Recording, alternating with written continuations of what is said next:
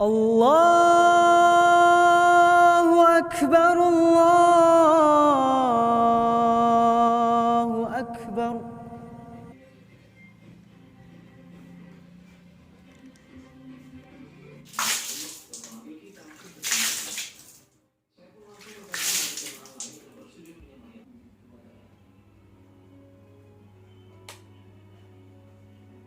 Ji, salah Ji, bangun.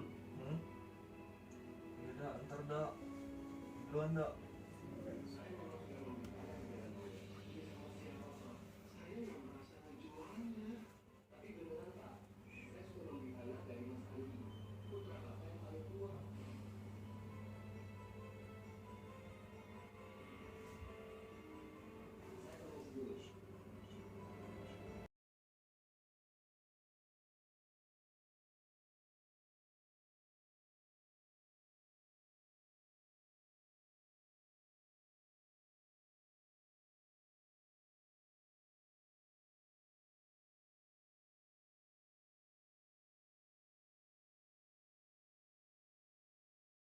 Ji, bangun Ji.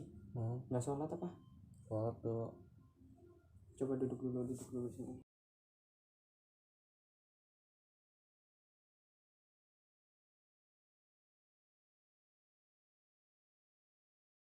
Kenapa sholatnya ditunda? Ngantuk dak. Emang mau rezeki juga ditunda? Enggak. Ya, kalau gitu sholatnya jangan ditunda. Puasa nggak? Puasa.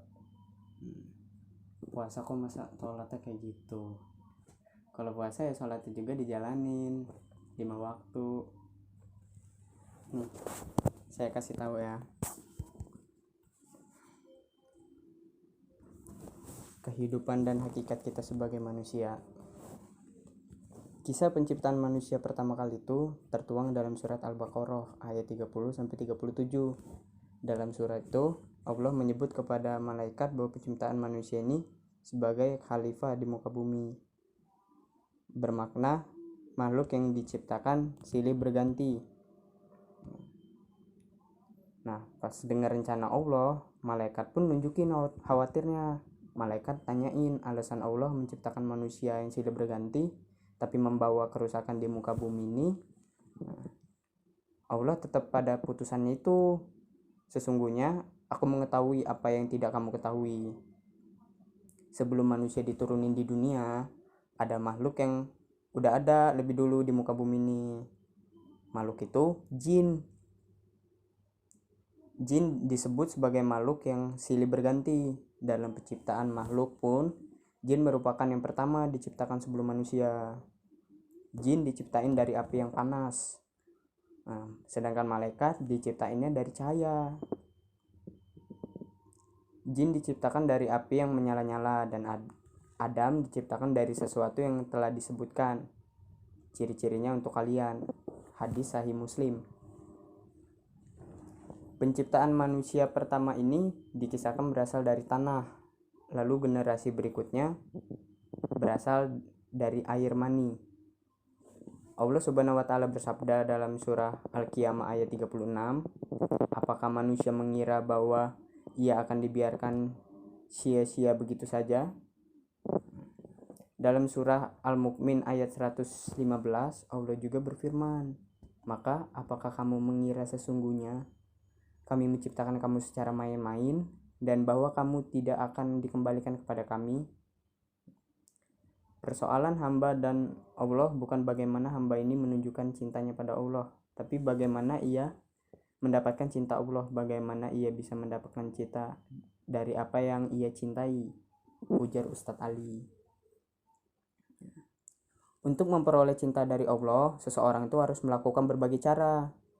Ada banyak usaha yang harus dilakukan untuk meraih perhatiannya. Kematian bukan satu-satunya cara dapetin cinta Allah. Apalagi memilih mati karena merasa tertekan dengan kehidupan. Jadi jangan kayak gitu. Meski demikian, kematian sejatinya adalah hakikat yang akan terjadi pada kita semua, makhluk ciptaannya. Allah Subhanahu wa taala berfirman, semua yang ia ciptakan akan kembali kepadanya. Yang perlu dilakukan oleh kita, manusia, adalah mempersiapkan kematian itu.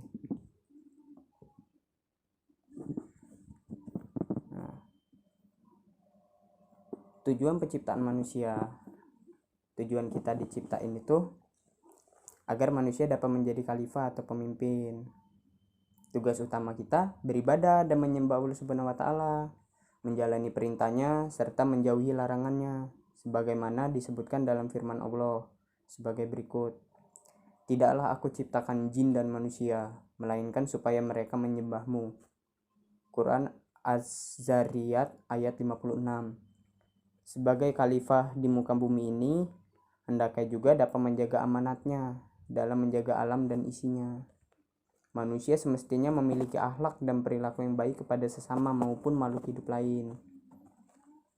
Hakikat manusia menurut pandangan Islam itu ada 6. Yang pertama, sebagai hamba Allah.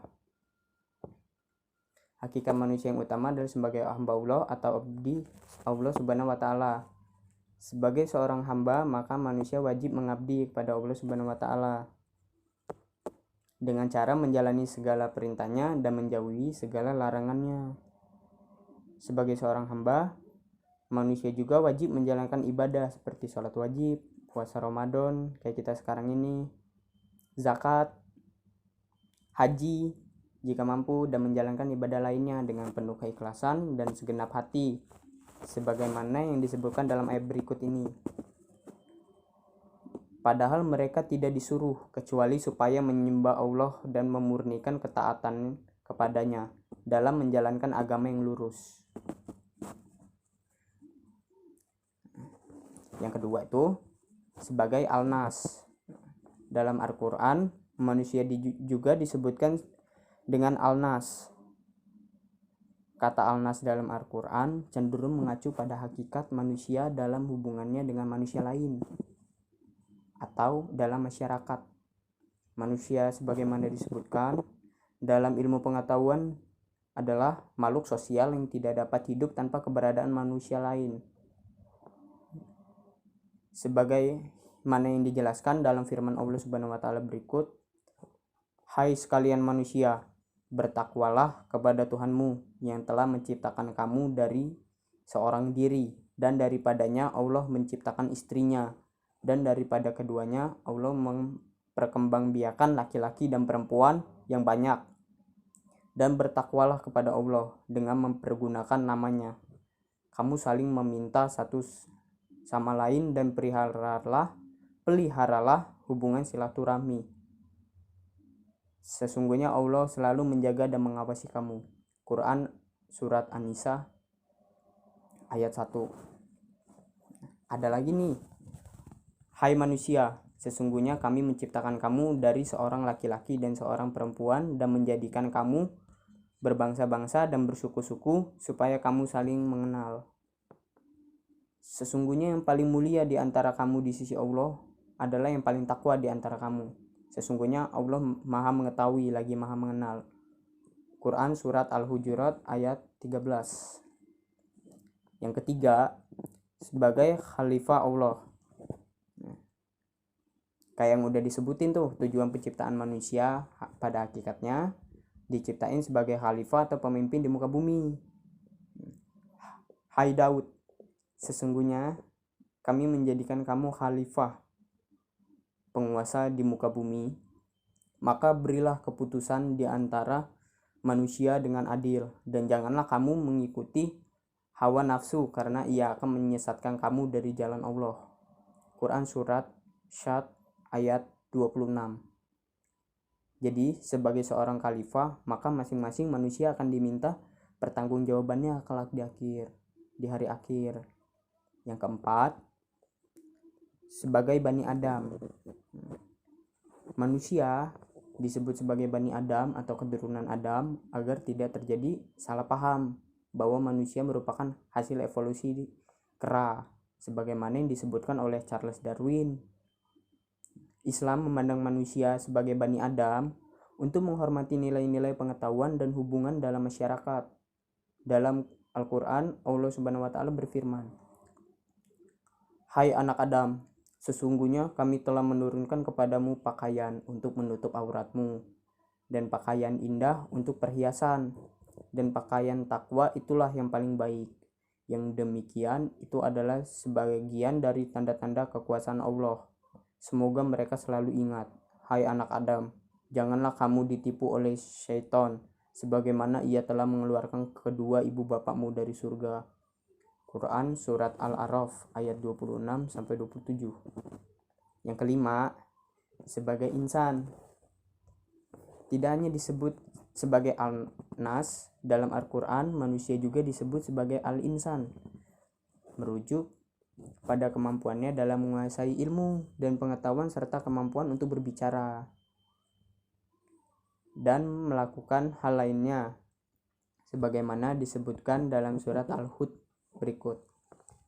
Dan jika kami merasakan kepada manusia suatu rahmat, kemudian rahmat itu kami cabut daripadanya, pastilah ia menjadi putus asa, tidak berterima kasih. Quran Surat Al-Hud ayat 9. Yang keenam, sebagai makhluk biologis atau al-basyar. Manusia juga disebut sebagai makhluk biologis karena manusia memiliki raga atau fisik yang dapat melakukan aktivitas tumbuh, memerlukan makanan, berkembang biak, dan lain sebagainya, sebagaimana ciri-ciri makhluk hidup kayak umumnya, sama seperti makhluk lain di bumi, seperti hewan dan tumbuhan. Hakikat manusia sebagai makhluk biologis dapat berakhir dan mengalami kematian.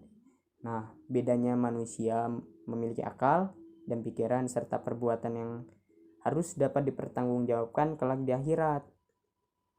Segala hakikat manusia adalah fitrah yang diberikan Allah Subhanahu wa taala agar dapat menjalankan peran dan fungsinya dalam kehidupan. Manusia sendiri harus dapat memenuhi tugas dan perannya sehingga tidak menghilangkan hakikat utama penciptaannya. Nah, tanda-tanda orang beriman kepada Allah itu ada 5.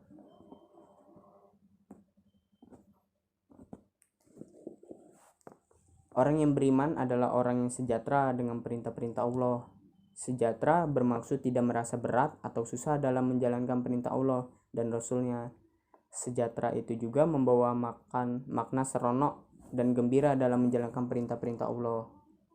Orang yang beriman adalah orang yang senantiasa reda kepada ketentuan dan ketetapan Allah.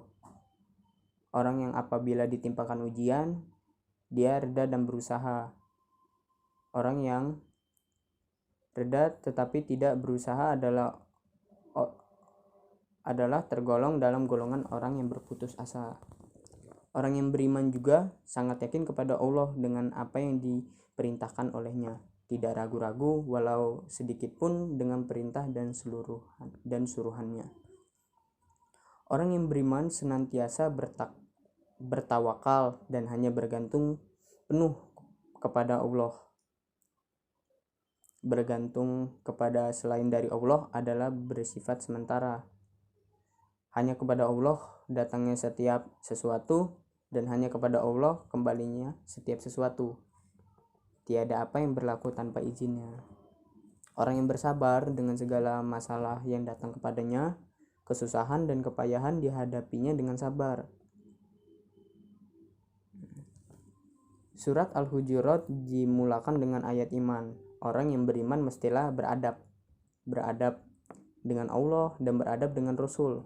Ketika mana Nabi menegakkan negara Islam di Madinah, Nabi telah memberikan arahan kepada para sahabat yang telah berbaiyah untuk melaksanakan 5 perkara wajib. 5 perkara tersebut wajib dengar dan wajib taat kepada Allah dan Rasul ketika rajin maupun malas. Ini adalah karena Allah amat mengetahui akan sifat manusia. Akan tetapi perintah Allah harus dilakukan walaupun apa keadaan sekalipun. Wajib menginfakkan harta dalam keadaan apapun, mau susah ataupun senang, kita itu harus menginfakkan sebagian harta kita. Melaksanakan amal ma'ruf.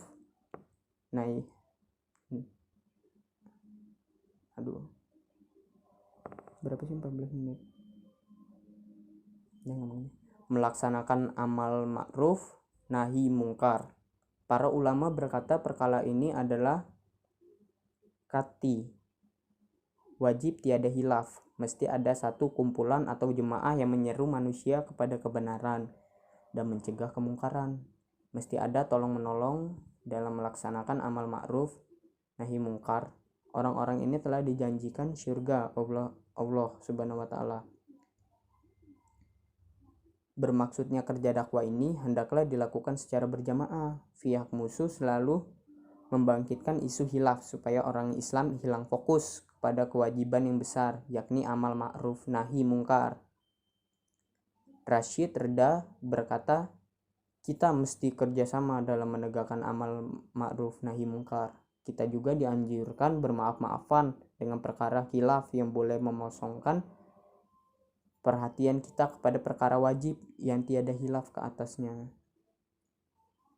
Bermacam-macam isu ditimbulkan oleh pihak musuh untuk melelahkan umat Islam. Mesti istiqomah untuk bangkit menegakkan kebenaran walaupun dicela atau dihina oleh masyarakat. Dalam menegakkan kebenaran pasti ada pertentangan. Nabi berjaya karena istiqomahnya. Dalam hadis Sahih Al-Bukhari bermaksud sepanjang zaman senantiasa ada satu jemaah yang mereka ini istiqomah berjihad dalam menyampaikan kebenaran. Nabi bersabda yang bermaksud, Nabi berkata, tolong, aku akan pertahankan aku seperti mana kamu mempertahankan diri kamu, dan seperti mana kamu mempertahankan istri kamu, dan seperti mana kamu mempertahankan anak-anak kamu. Ini bermaksud mesti mempertahankan sunnah yang dibawa oleh Nabi, yakni perjuangan Nabi. Madhurat adalah doa-doa hebat yang diamalkan oleh Nabi yang telah disusun oleh Hasan al-Banna untuk dijadikan amalan oleh umat Islam supaya terhindar dari musuh. 3 musuh besar yang tidak pernah berhenti menyerang umat Islam itu, yang pertama syaitan, yang kedua orang kafir harbiyah, yang ketiga golongan munafik adalah golongan yang lebih buruk dari Yahudi dan Nasrani. Mereka ini masuk neraka yang paling bawah dari Yahudi dan Nasrani. Jadi kita itu harus memiliki iman yang kuat dan menjalankan tugas sebagai hamba Allah ji. Ada orang yang cuma bisa berbaring di rumah sakit aja tetap sholat. Loh, kita yang masih sehat, tubuh masih lengkap, sholat gak sampai 10 menit aja masih ditunda-tunda. Dan kali dia begitu ya Ji. Ya, iya dok.